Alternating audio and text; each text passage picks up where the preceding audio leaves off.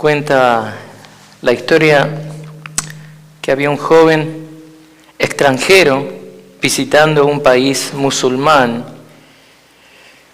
y termina siendo acusado injustamente, una acusación falsa, y la sentencia era pena de muerte, porque había sido acusado de que él tenía en su posesión estupefacientes, algo inaceptable en ese país.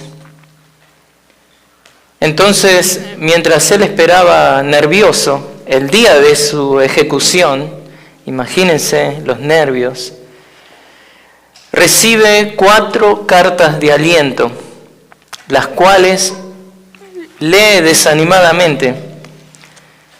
La primera carta que lee es la de la madre.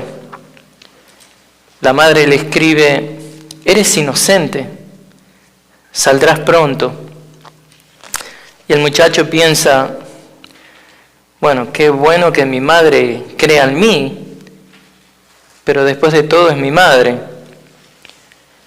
y no va a poder hacer mucho para salvarme. La segunda carta que lee es la de su padre. El padre le escribe: creo en tu inocencia, sé fuerte.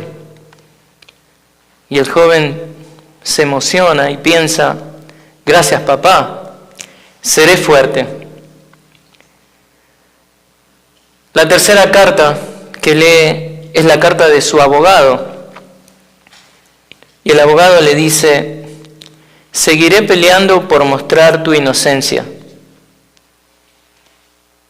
Pero el joven se agacha, a orar, a llorar, porque él sabe que el tiempo que daba, cada vez quedaba menos tiempo. Y su pena venía. Entonces simplemente agacha la cabeza, solloza y dice: gracias, Doc.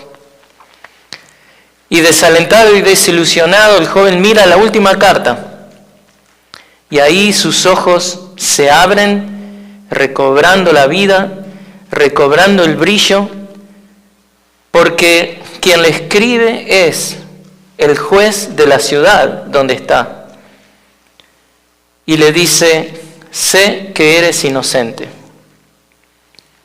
Y ahí el joven recobra el ánimo, porque el aliento que estaba recibiendo de esa carta venía de alguien que tenía la autoridad para decidir sobre su vida. Él ahora se sentía que tenía una esperanza. Fuera lo que fuera que viniera a su vida, el joven tenía el aliento que necesitaba para estar firme ante esa adversidad. Y también tenía la esperanza acerca del futuro.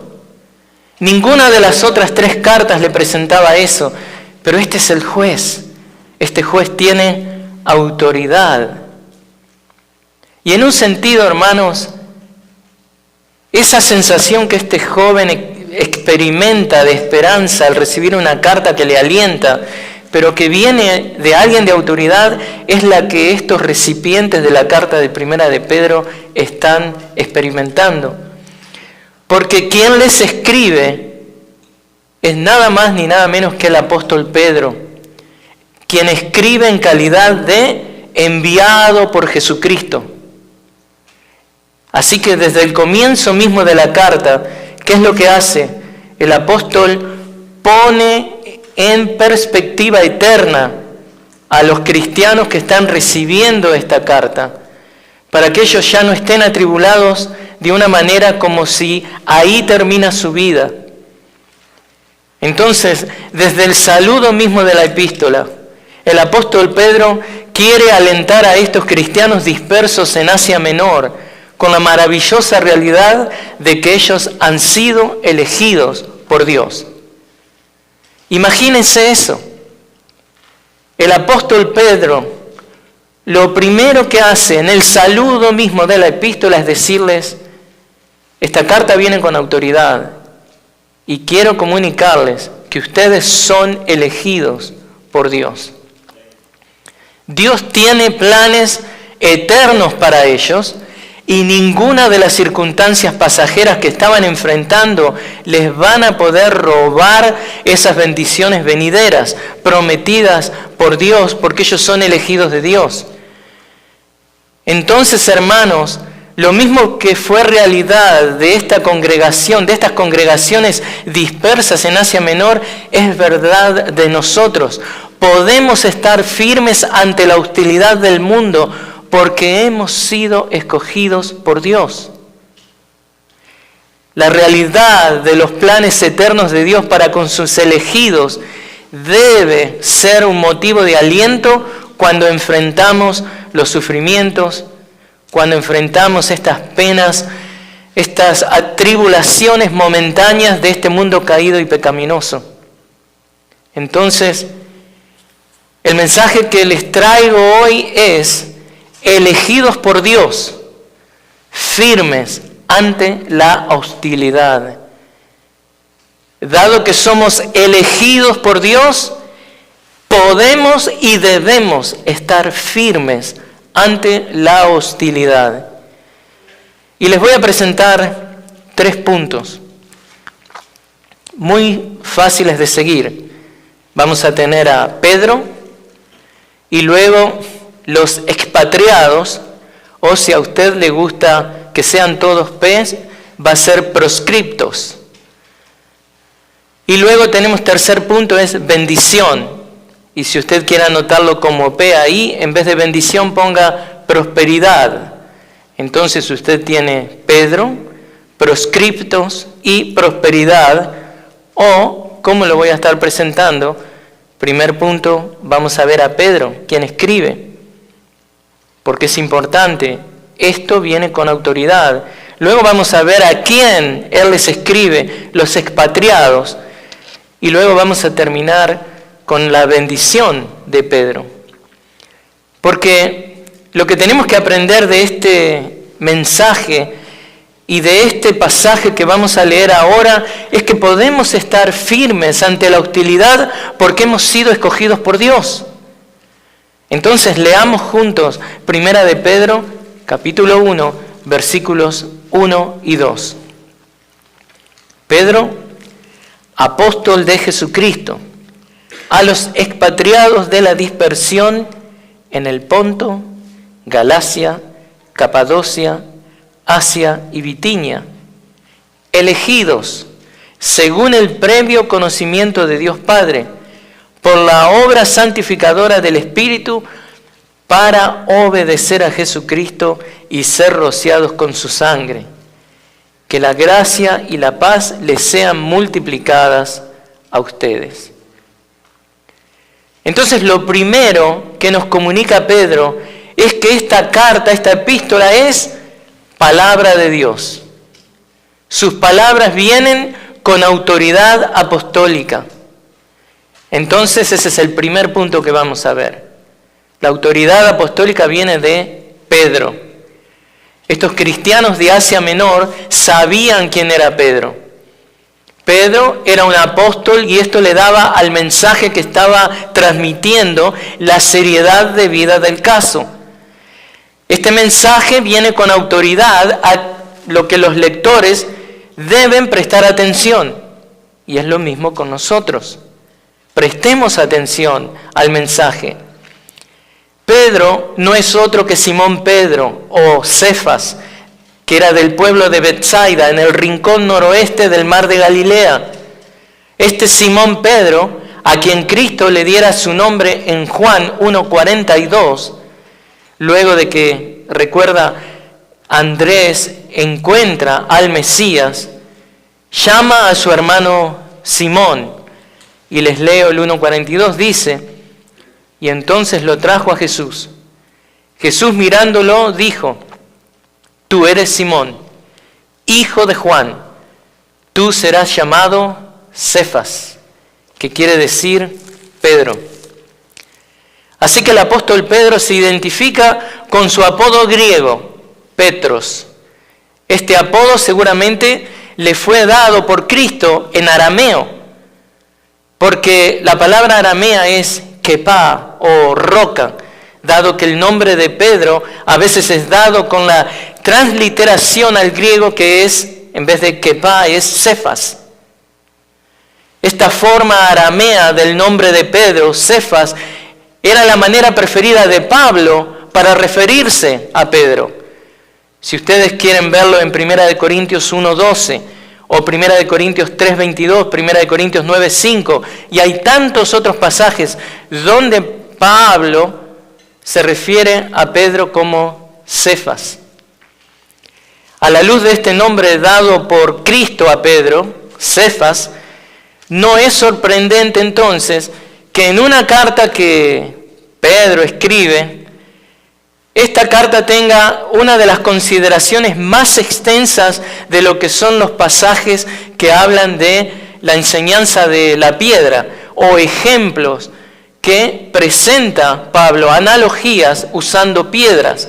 Por ejemplo, se mencionan las piedras vivas, capítulo 2, versículos 4 y 5. Menciona la piedra escogida, el 2:6. Menciona la piedra angular, en el 2:7. Todas las cuales tienen su fundamento en enseñanzas del Antiguo Testamento. Pero volviendo al nombre de Pedro, al nacer, el nombre de Pedro era un nombre arameo, Simón. A veces su nombre era combinado con su apodo, Simón Pedro. Esto es utilizado en los evangelios sinópticos y en lo que es probablemente la lectura original de 2 de Pedro 1:1, Simón Pedro. Y yo creo que usaban Simón Pedro sobre todo cuando andaban en terreno mexicano, porque si decían Simón, pensaban que estaban diciendo sí. Entonces, este Pedro es este apóstol al que el Señor le da un nuevo nombre para simbolizar su nuevo rol como un apóstol de Cristo. Es este apóstol a quien se le diera un papel tan fundamental en la iglesia primitiva, que es quien dirige estas palabras de aliento a estos cristianos esparcidos en Asia Menor. Pedro les hace saber que son elegidos por Dios, alentándolos a que se mantengan firmes ante la hostilidad de un mundo que no conoce a Cristo.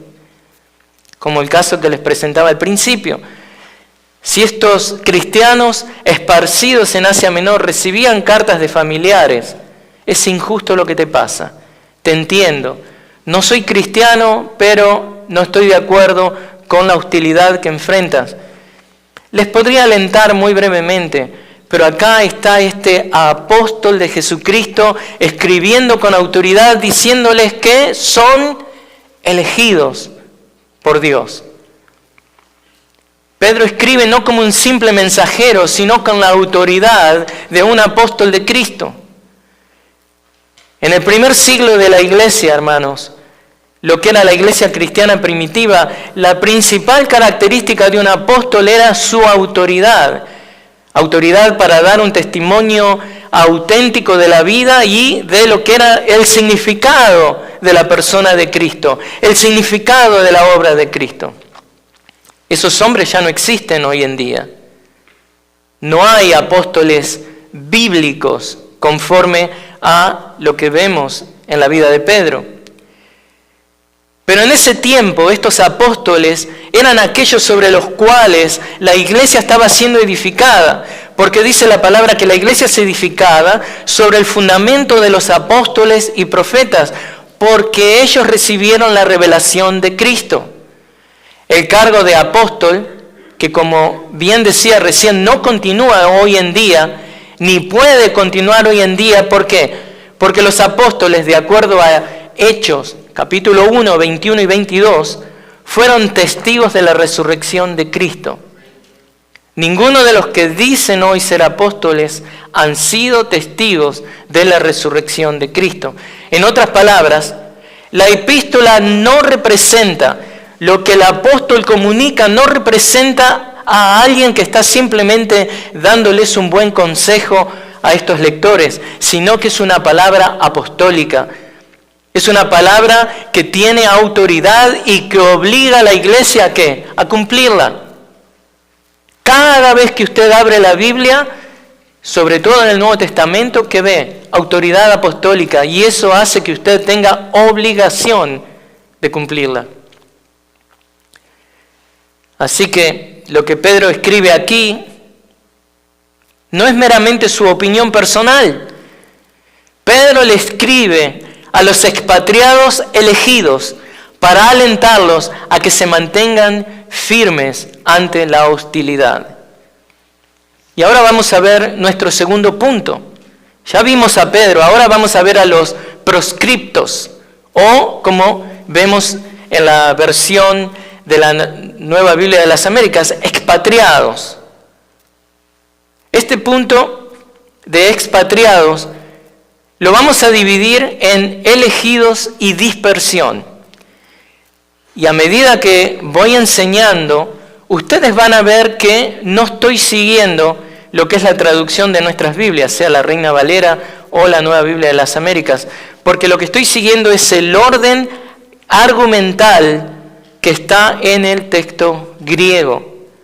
Entonces, basado en eso, lo que vemos es que lo principal que está comunicando es que son expatriados, elegidos, y que están en la dispersión. Pero comencemos entonces dándole una mirada al concepto de expatriados. Expatriado o exiliado es alguien que está dispersado de su patria. Aquí es usado en un sentido metafórico o en un sentido espiritual. Pero cada uno de nosotros aquí, con pequeñas excepciones, sobre todo los niños, sabe y puede relacionarse y sentirse identificado con este término expatriados, porque nosotros hemos nacido en otros países. Y lo que no debemos perder acá de vista, el punto que no debemos perder, que es lo que está comunicando Pedro, es que estos creyentes son exiliados no porque han sido desplazados de sus patrias. Él está usando una analogía.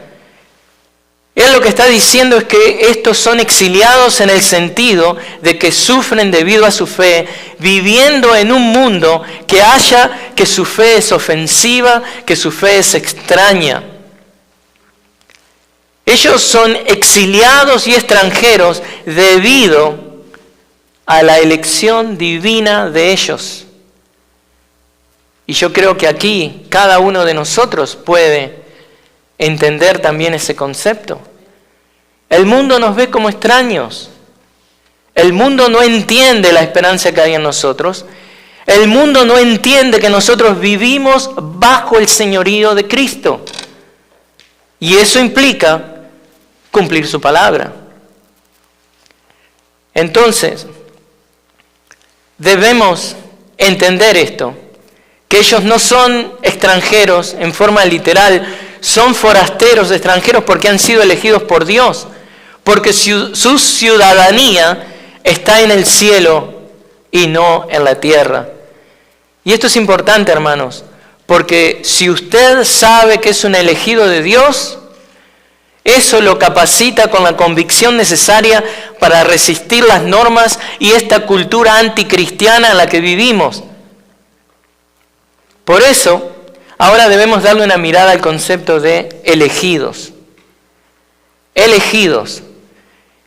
Entonces estoy siguiendo el formato del manuscrito griego. Los conceptos expatriados y elegidos deben ser tomados en un conjunto. O sea, elegidos es un adjetivo que califica o modifica a lo que es el sustantivo expatriados. O sea, son expatriados elegidos. Son los expatriados elegidos. Y en un sentido, el apóstol, bajo la inspiración del Espíritu Santo, destaca la forma en que él pensaba sobre sus lectores. Pero aún más importante que eso, lo que él está comunicando es cómo los lectores deberían pensar de sí mismos. Soy un expatriado elegido por Dios. Así que Pedro fusionó lo que son las relaciones celestiales con las terrenales. Los recipientes de la carta debían verse como elegidos por Dios. Ellos eran elegidos por Dios, pero en relación con el mundo eran ¿qué? Exiliados. Esta no es su patria. Esta no es nuestra patria. Este mundo no es nuestra patria. Nuestra ciudadanía está en los cielos. Entonces, ¿a qué se refiere Pedro con el término elegidos? Bueno, muy simple. Elegidos son los escogidos por Dios para la salvación. Elegidos es un adjetivo verbal que es pasivo. Miren cómo la gramática siempre nos ayuda a entender. ¿Cómo nos ayuda a entender de que este elegidos es un adjetivo verbal pasivo? Bueno, esto es importante porque señala a los lectores como objeto de la acción selectora de Dios. Nosotros no hacemos nada pasivos. Es Dios eligiéndonos. Y eso es una gran diferencia, hermanos. El mundo está lleno de personas religiosas. El hombre es un animal religioso. El hombre siempre busca a una deidad. El hombre siempre fabrica ídolos en su corazón. Pero el hombre, a no ser que Dios le llame, a no ser que Dios le elija, no puede llegar a Dios. Porque está muerto en sus delitos y pecados. Efesios 2. Pero Dios nos elige. Entonces, Dios, si bien no es mencionado acá, en esta parte de Primera de Pedro, Dios es el agente quien efectúa la elección. Pedro, estratégicamente desde el comienzo de la carta, imagínense, esto recién empieza, pero estratégicamente desde el comienzo de la carta, él trata de alentar a sus lectores. Es como que les dice, es verdad que están sufriendo persecución y hostilidad, pero ustedes son elegidos por Dios. Aliéntense con eso. Que no les importe cómo los trata este mundo que está pasando. Concéntrense en que Dios desde la eternidad los ha elegido para salvación. El mundo inconverso maltrataba a estos cristianos. Sus circunstancias y experiencias eran distintas dependiendo dónde estaban, pero la mayoría de los cristianos de estas ciudades antiguas se enfrentaban a un cierto grado de marginación social, insultos, burlas. ¿Por qué? Por adorar a Jesús y también por llevar una vida santa y de obediencia por causa de Cristo. No me diga que eso no le pasa a veces en el lugar de trabajo. Pero somos elegidos de Dios. Debemos alentarnos con eso. Y por eso Pedro les dice que son elegidos por Dios para obtener una herencia incorruptible. 1:4. Usted también está ahí. Son elegidos por Dios, unidos a Cristo por la fe, quien es la piedra escogida, y debido a que creen en Él, no serán avergonzados. Capítulo 2, versículo 6. Son elegidos por Dios, son un linaje escogido. 2:9. Pedro les está alentando a que vean su realidad desde una perspectiva eterna. Como pueblo elegido de Dios, formaban un grupo separado y distinto del mundo y sujeto a ¿qué? Al odio y a la persecución del mundo. Es de esperarse. Desde el comienzo mismo de la carta, Pedro estratégicamente describe a sus lectores como elegidos por Dios con la idea de fortalecerlos y alentarlos en su aflicción.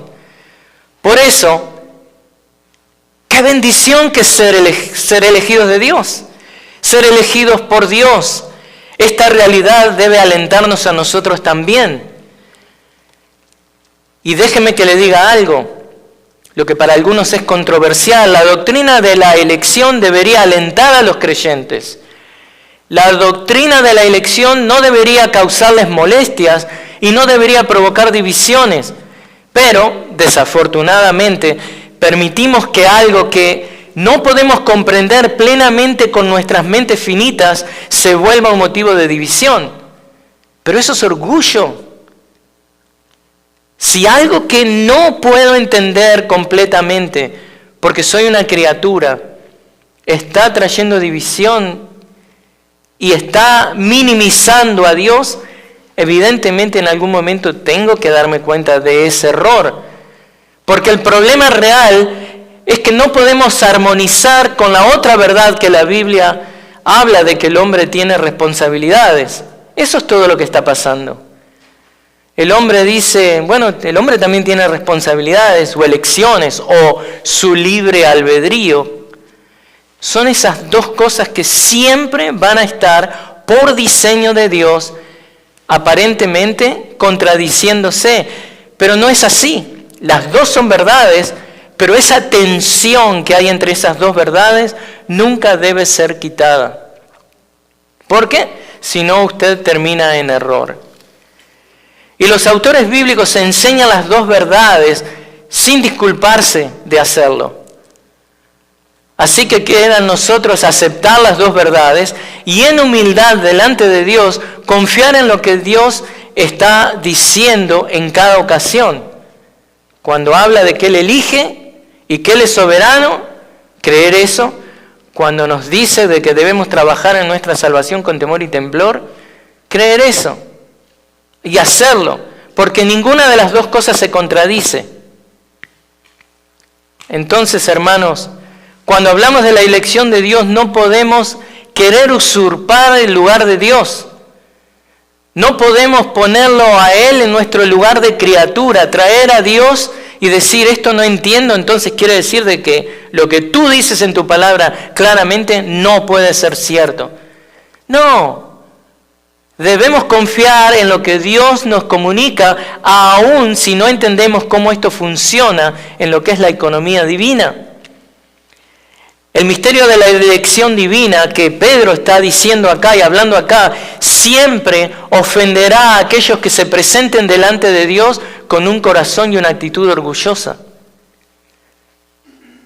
Pero bueno, para aquellos que no tienen problema con eso, como dijo el tío del hombre araña, las grandes bendiciones vienen acompañadas de grandes responsabilidades. Bueno, él dijo otra cosa, pero bueno. Para esta predicación es, las grandes bendiciones, hermanos, vienen acompañadas de grandes responsabilidades. Si usted cree de que Dios lo eligió, no se fresquee y duérmase ahí y dice, oh, no importa ya lo que hagan. No. Usted debe abrazar la doctrina de la elección, entendiendo que esto implica responsabilidad y rendición de cuentas. Por eso Pedro nos dice que somos elegidos con un propósito definido. Y si usted se relajó demasiado, lea el 2.9 conmigo. Si usted está creyendo lo que claramente la Biblia enseña, lo que Pedro dice, Dios escoge. Bueno, Pedro ahora nos dice en el 2.9, ¿no? A fin de que anuncien las virtudes de aquel que los llamó de las tinieblas a su luz admirable. Dios no los sacó de la tiniebla para que sigan sus tinieblas. Pero Pedro nos fundamenta con ese versículo. Él nos fundamenta por qué es que somos elegidos. Y aún en el versículo 2 nos presenta, el versículo 2 que estamos viendo del capítulo 1, nos presenta 3 frases preposicionales para darle apoyo espiritual a estos lectores de Asia Menor. No solamente les dice, ustedes son expatriados elegidos. Él les da 3 frases. Mire, Pedro dice que son elegidos según el previo conocimiento de Dios Padre, por la obra santificadora del Espíritu, para obedecer a Jesucristo y ser rociados con su sangre. Entonces, veamos estas 3 preposiciones una por una, porque Pedro enfatiza que estos creyentes elegidos, dispersos en Asia Menor, tienen una relación especial con Dios. Y el propósito principal de Pedro, si bien no es enseñarles doctrina, y la carta recién está abriendo ahí, ¿no? lo que Él quiere es fortalecer a estos cristianos, fortalecerlos en su fe cristiana. Pero para eso les muestra que la Trinidad es la que está activa en esta experiencia cristiana que ellos están experimentando. Y al mismo tiempo, con estas tres frases, Pedro está continúa describiendo el carácter espiritual de estos creyentes. Fíjense esto.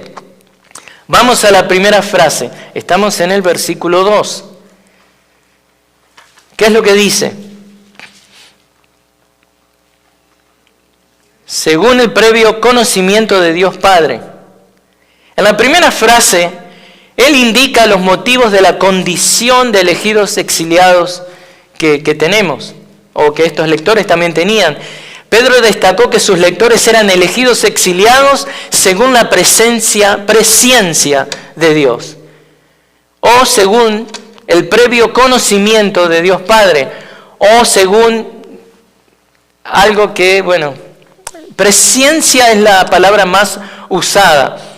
Pero miren esto, no es que Dios, como se dice, mira hacia el corredor del tiempo y desde la eternidad dice, Alex me va a elegir, entonces, como Alex me va a elegir y lo estoy viendo, entonces yo lo elijo.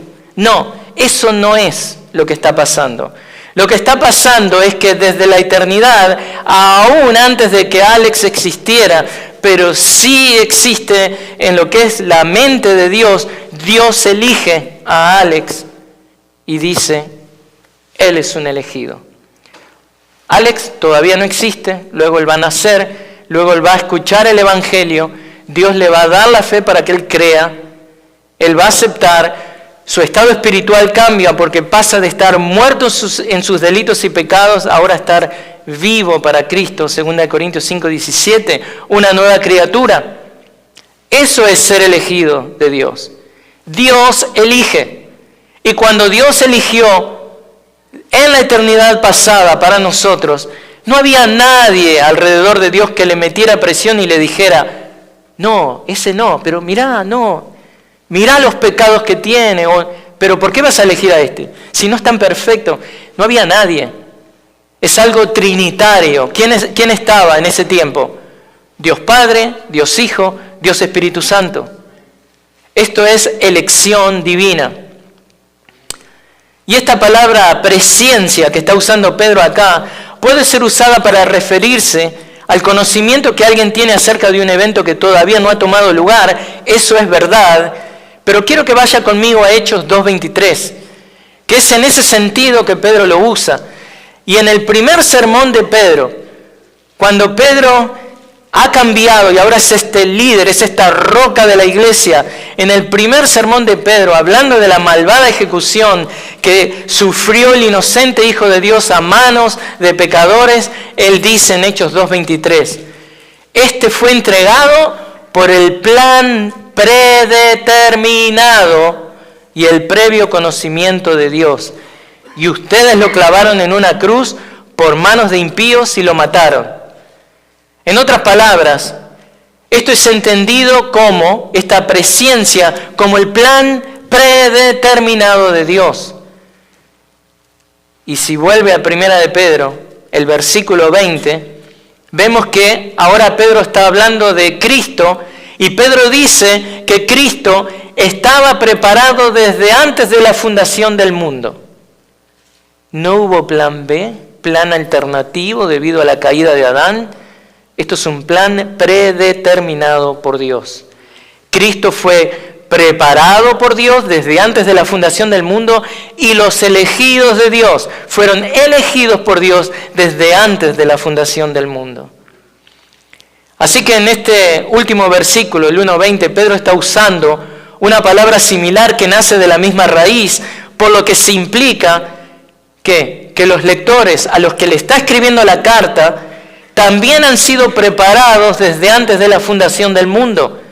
La identidad de estos como exiliados elegidos por Dios no era ningún accidente, sino que era parte del plan eterno de Dios. Y si usted está aquí en Milford, Delaware, en el 2024, ese no es un accidente. Es parte del plan eterno de Dios que le salvó y aquí le tiene creciéndole para su gloria. Ahora, mi pregunta para ustedes, ¿no le alienta saber esto acerca de su propia vida? ¿De que ha sido elegido por Dios? Desde antes de la fundación del mundo. ¿No le alienta esto cuando está pasando por situaciones adversas, pruebas, sufrimientos, persecuciones, hostilidades, enfermedades? ¿No le alienta saber que usted es un elegido de Dios? ¿Que como exiliado en este mundo va camino a su patria celestial? ¿Esto no le da fuerzas para continuar y estar firme ante la hostilidad del mundo? Pedro, mire, habla acerca de la soberanía divina. En el 1:6 dice, porque estamos hablando ahora de la soberanía divina. Dios es soberano de decretar eso, que usted sea un elegido de Dios. Y en el 1:6 Pedro dice, en lo cual ustedes se regocijan grandemente, aunque ahora, por un poco de tiempo, si es necesario, sean afligidos con diversas pruebas. El mismo Dios que decretó su salvación, el mismo Dios que dice que usted es un elegido, es el mismo Dios que sabe de esto. Pero soberanamente Dios lo permite. Pedro habla más acerca de la soberanía de Dios en el 3:17. Dice, pues es mejor padecer por hacer el bien, si así es la voluntad de Dios, que por hacer el mal. ¿Está padeciendo el mal? Dios es soberano, el mismo Dios que le eligió. Pedro habla acerca de la soberanía divina también en el 4:19. Escuchen, así que los que sufren conforme a la voluntad de Dios, salgan a protestar, quemen las calles, las ciudades, rompan los vidrios. No, encomienden sus almas al fiel Creador haciendo el bien. ¿Le están persiguiendo? Haga el bien. ¿Qué aprendemos de esto, hermanos? Que si estamos encontrando dificultades debido a nuestra identidad en Cristo, debemos descansar en el hecho de que esto es por planeación divina, no hay accidentes. Más exactamente, esto es porque por elección de nuestro Padre Celestial. Pero hay otra cosa que nos dice Pedro acerca de los expatriados, y es que son expatriados elegidos por la obra santificadora del Espíritu. Y esa es la siguiente frase que Pedro usa. Se enfoca en la obra del Espíritu. Por la obra santificadora del Espíritu. El apóstol les asegura a sus lectores que estos son expatriados elegidos por la obra santificadora del Espíritu Santo.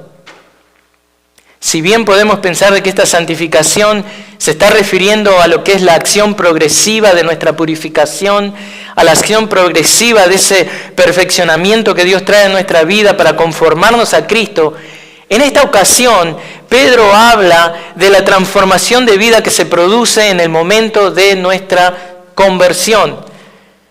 Por ejemplo, si usted lee 2 de Tesalonicenses 2:13, Pablo lo expresa de esta manera: pero nosotros siempre tenemos que dar gracias a Dios por ustedes, hermanos amados por el Señor, porque Dios los ha escogido desde el principio para salvación mediante la santificación por el Espíritu y la fe en la verdad.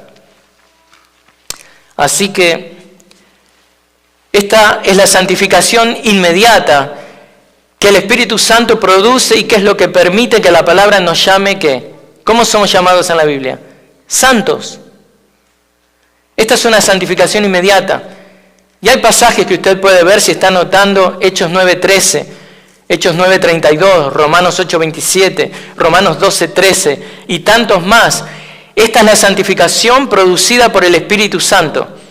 Y miren esto, miren todo lo que el Espíritu Santo hace con la vida del elegido de Dios. Ilumina su mente, ilumina su corazón, vence la depravación de su humanidad, lo convence de la verdad del Evangelio, lo acusa de su pecado para que se arrepienta, lo equipa, lo ayuda a ejercitar la fe salvadora regalada por Dios. ¡Qué bendición que tenemos! Pero es obvio que el apóstol también tiene en mente el carácter progresivo de la santificación, porque ese carácter progresivo de la santificación solo es posible cuando se ha dado la salvación con la santificación, digamos, inmediata. Así que luego de hablar de las obras del Padre y del Espíritu en la vida del elegido, ahora Pedro se encarga de enseñarles del rol del Hijo en su salvación. Y si bien en el momento que Pedro escribe esta carta, todavía no se conocía el término Trinidad, eso vino después, pero el concilio que se reúne y llega a la conclusión de que la Trinidad es una verdad bíblica, usa justamente este versículo y tantos otros para mostrar que la Trinidad está en acción en la vida, en la salvación, en la elección del Hijo de Dios. Y en este caso, Pedro habla de Jesús. Y es aquí que parece que Pedro está proveyendo el propósito para el cual somos elegidos y salvados. ¿Qué dice? La otra frase, versículo 2. Para obedecer a Jesucristo y ser rociados con su sangre. Así que al hablar de la obediencia y de la sangre rociada de Cristo, Pedro estaba sugiriendo que los lectores habían entrado en un nuevo pacto con Dios. ¿Qué es lo que el apóstol tiene en mente aquí? ¿A qué se refiere Pedro? Bueno, eso lo encuentra claramente si busca, por ejemplo, Éxodo. Si quiere ir ahí, Éxodo 24, versículos 7 y 8, yo mientras se los voy leyendo. Dice, Éxodo 24, 7 al 8, es lo que Pedro tiene en mente cuando escribe acerca de que son rociados con la sangre de Cristo. Dice, luego tomó el libro del pacto y lo leyó a oídos del pueblo y ellos dijeron, todo lo que el Señor ha dicho haremos y obedeceremos. Entonces Moisés tomó la sangre y la roció sobre el pueblo y dijo, esta es la sangre del pacto que el Señor ha hecho con ustedes, según todas estas palabras. Así que, al igual que en el pacto mosaico, se entraba en una promesa de obediencia y se sellaba con el rociado de la sangre, así también estos creyentes han prometido obediencia y la aspersión o el rociado de la sangre de Jesús es lo que ha establecido ese pacto. Así que, hermanos, estas tres frases explican el concepto de ser expatriados escogidos por Dios. ¿Para qué? Para que estos cristianos que están mirando lo que el mundo trama en contra de ellos, que están resistiendo esta hostilidad, esta opresión, se alienten, aún desde el momento mismo en que empiezan a leer la carta, porque podemos estar firmes ante la hostilidad cuando sabemos que hemos sido escogidos por Dios. Y estas tres frases nos ayudan a entender esa realidad. Y estos cristianos leyendo esta epístola entienden de la siguiente manera. Miren, al leer estas tres frases también, los lectores de Pedro eran expatriados, escogidos en dispersión debido al plan predeterminado de Dios.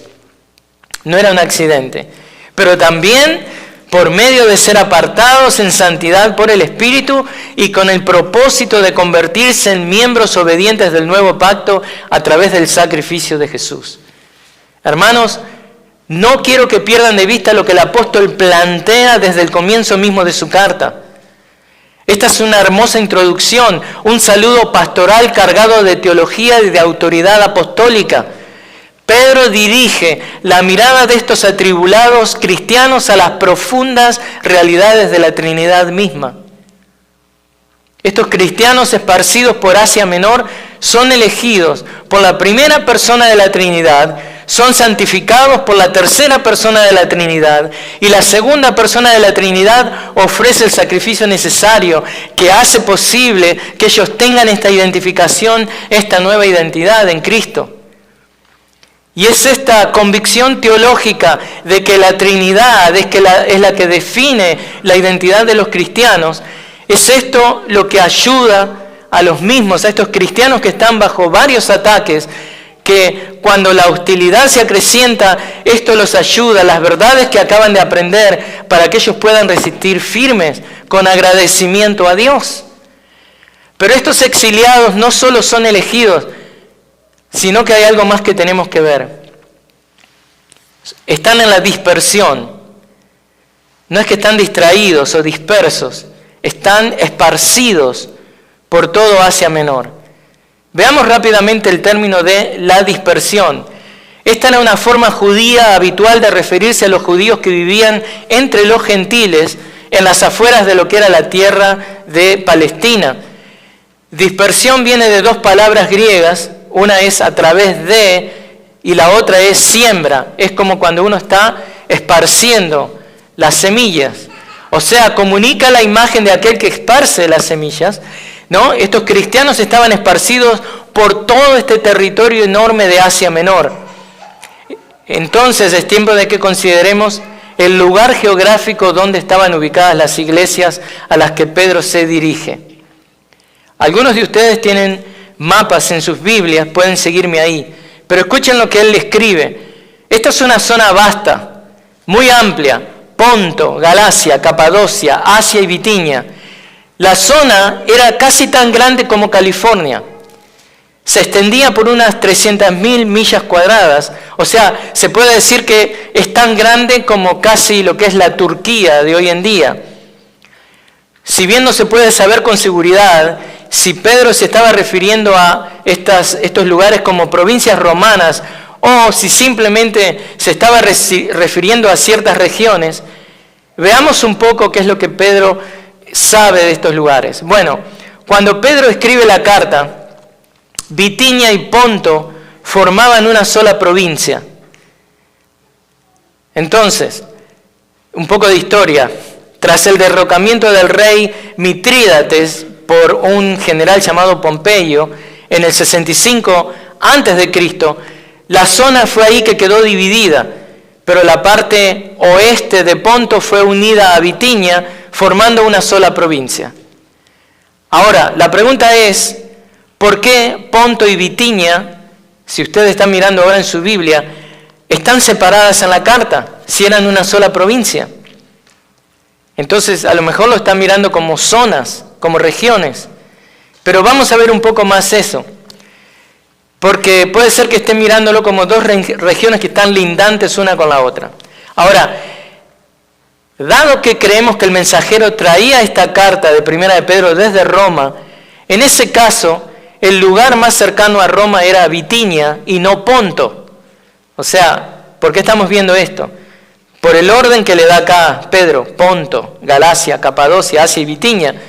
Pero si este hombre trayendo la carta venía desde Roma, el lugar más cercano a Roma es el último que es mencionado. Esto nos lleva a creer que probablemente el portador de la carta viajó en un círculo, entregando las cartas en cada iglesia. También es probable que la carta se entregara primero en Ponto. ¿Por qué? Debido a la intensidad de las persecuciones que se estaban experimentando en esa zona. Entonces, eso puede ser. Brevemente, vamos a darle una mirada a las distintas zonas descritas en el versículo 1. El Ponto, que estamos viendo ahí. Esta era una región montañosa al sur del Mar Negro, que se extendía al este de Bitinia hasta las tierras más elevadas de lo que es hoy Armenia. Luego nos menciona Galacia, que era antiguamente un distrito del centro de Asia Menor, gobernado por los gálatas celtas. Pero, otro poco de historia, en el 25 a.C., esta zona se convirtió en provincia romana y se le añadieron partes de Frigia, Liaconia y Pisidia. Ahora miremos el tercer lugar, Capadocia.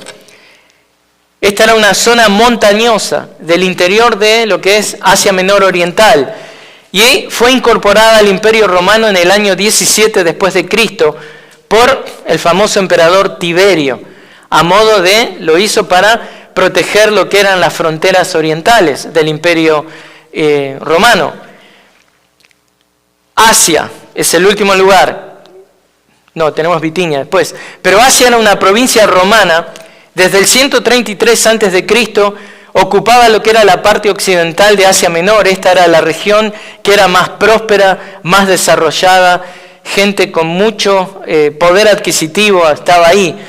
Y si bien algunos judíos de la zona estuvieron en Pentecostés, ¿se acuerdan lo que relata Hechos 2? La evangelización de esa provincia se produjo durante el tercer viaje misionero de Pablo. Pablo ministró desde la ciudad de Éfeso. Ven, ahí ya aparece una ciudad bien conocida. Es la ciudad de Éfeso que se convierte en lo que se podría decir la iglesia madre de esa zona, jugando un rol prominente en lo que era los albores de la historia de la iglesia. Y ahora sí, Bitinia. ¿Qué era Bitinia? Bueno, Bitinia se extendía a lo largo de la orilla meridional de lo que es el Mar Negro, al oeste del Ponto. Según Hechos 16:7, a Pablo en su segundo viaje misionero, por alguna razón no explicada, se le impide divinamente trabajar en Bitinia. O sea, ¿se acuerdan cuando él no puede pasar a esa sección? El Espíritu Santo le habla, ¿no?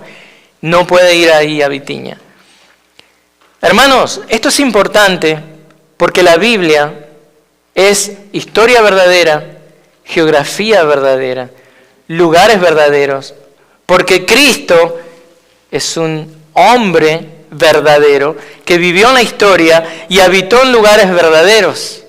Y la historia de la iglesia, lo que Dios está haciendo para su gloria en esta su creación, que un día va a redimir, pasó en todos estos lugares reales. Nosotros tenemos que aprender a entender dónde fue, dónde están ubicados. Y de todas esas zonas que les nombré, judíos que habitaban ciudades importantes griegas en la costa del Mar Negro, judíos, por ejemplo, de Capadocia y Asia, fueron los que estuvieron presentes en el nacimiento de la iglesia en el día de Pentecostés. Así que el último punto que nos queda por cubrir es el de la bendición. Bendición. Y ahí es muy simple, que la gracia y la paz les sean multiplicadas a ustedes. El saludo de Pedro es una súplica para que sus lectores experimenten las bendiciones divinas, estas bendiciones cristianas distintivas de la gracia y la paz. Este saludo encarna el contenido característico de los saludos epistolares del Nuevo Testamento. Si ustedes leen las cartas de Pablo, la fórmula gracia y paz, en un sentido, todo esto desplazó lo que era la costumbre de la época de usar algo más incoloro como hey, alégrense o saludos. Ahora en cada carta los cristianos se comunicaban que gracia y paz. Gracia, que es el favor gratuito e inmerecido de Dios concedido al hombre culpable en Jesucristo y por Jesucristo. ¿Cómo no vamos a desearle la gracia a alguien? Siempre se nombra la gracia primero en estos saludos epistolares y en un sentido nos ayuda a dar testimonio de ¿qué? De la necesidad que el hombre y la mujer de Dios tienen de esta gracia divina. Nosotros siempre necesitamos de la gracia de Dios para estar firmes ante la hostilidad. Es esta gracia multicolor de Dios, es lo que necesitamos diariamente.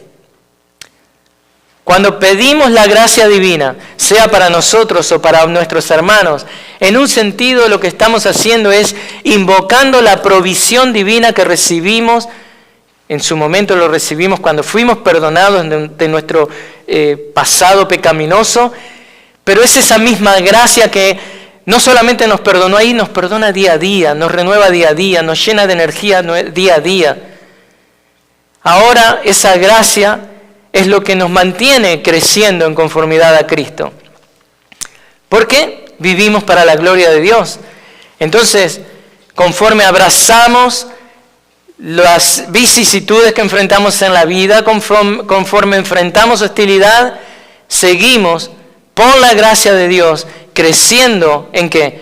En santificación y en conformidad a Cristo. Así que la paz es el resultado también de esta gracia que Dios nos da. Miremos entonces la paz. La paz habla del estado de bienestar que experimentamos al haber sido reconciliados y perdonados por Dios. Y como elegidos de Dios que queremos estar firmes ante la hostilidad, no importa el tumulto, la tormenta que haya alrededor nuestro, esa paz interna nadie nos la puede robar, porque es regalo de Dios. Ahora, notemos también que en el griego, acá en esta versión, por ejemplo en la mía, dice que la gracia y paz les sean multiplicadas a ustedes. A ustedes está en el medio, al final, pero en el griego está entre medio de gracia y paz. Y es evidente por la ubicación en que está, que la intención de Pedro es decirles, esto es para ustedes. Estoy pensando en ustedes. Coloca a ustedes entre gracia y la paz, mostrando y enfatizando su preocupación por estos lectores que van a leer la carta, mostrando su preocupación acerca de la situación que están experimentando. Esta gracia y esta paz es para ustedes. Ustedes la necesitan. Pedro está expresando su deseo, aún desde el principio mismo de la carta, que estos dones divinos sean manifestados a favor de ellos y que ellos crezcan en su firmeza conforme experimentan una experiencia creciente de estos dones divinos. Los elegidos de Dios que permanecerán firmes ante la hostilidad son aquellos que experimentan esas fuerzas renovadas a través de la gracia y la paz divinas, multiplicadas constantemente. Mire, pídale a Dios eso constantemente, para usted y para otros. Dios no tiene escasez de ella. La gracia es la fuente de nuestra paz, y estas dos gracias divinas son las que nos mantienen firmes, viviendo para la gloria de Dios, como exiliados que somos en un mundo que no conoce a Dios. Entonces, para concluir, hermanos, podemos estar firmes ante la hostilidad porque hemos sido escogidos por Dios. Debemos acordarnos de esta verdad, que Pedro usa esta verdad ¿para qué? Para abrir su carta a los expatriados cristianos dispersos en Asia Menor. La realidad de los planes eternos que Dios tenía para con estos elegidos de Dios y para nosotros debe ser un motivo de aliento cuando enfrentamos los sufrimientos momentáneos de este mundo caído y pecaminoso. Y si no estamos alentándonos de la verdad de una vida eterna con Dios, guardada para nosotros en el futuro, evidentemente vamos a estar flaqueando, vamos a estar debilitados cuando enfrentamos estas pruebas que son pruebas normales de vivir en un mundo caído. Por eso Pedro dirige esta carta a los cristianos atribulados y perseguidos, apelando ¿a qué? A su autoridad apostólica. Esa misma autoridad apostólica sigue vigente hoy en el siglo XXI cada vez que leemos esta carta. Por lo tanto, hermanos, es mi oración que usted también se aliente con estas verdades y que estas verdades le ayuden a estar firmes cuando usted enfrente hostilidad. Oremos. Señor, te damos gracias por tu palabra y ayúdanos a llevarla a nuestros corazones y aplicarla. Oramos en el nombre de Cristo. Amén.